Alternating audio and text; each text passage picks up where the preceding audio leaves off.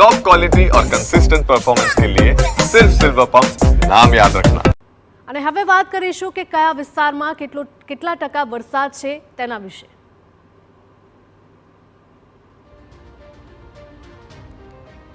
વાત કરીએ કચ્છની, સૌરાષ્ટ્રની, દક્ષિણ ગુજરાત અને મધ્ય ગુજરાત તથા ઉત્તર ગુજરાતની જો વાત કરીએ તો 24% વરસાદ અત્યાર સુધીનો કચ્છમાં વરસી ગયો છે।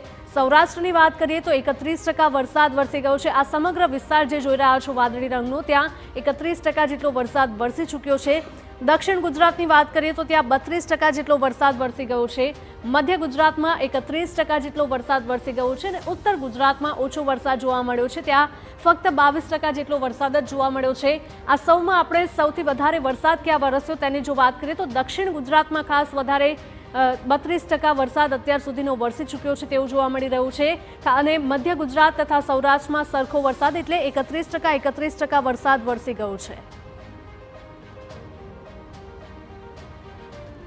વાત કરીએ 16 જૂને, 16 જૂનમાં 3% વરસાદ વરસ્યો હતો। ત્યારબાદ 21 જૂનની જો વાત કરીએ તો ત્યારે 15% વરસાદ વરસ્યો હતો।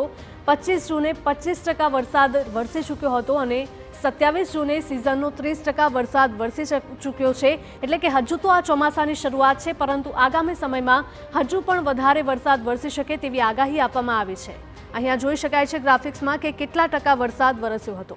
આગળ વાત કરીએ મેઘરાજાની આક્રમક ગતિ જોવા મળી રહી છે તેના વિશે।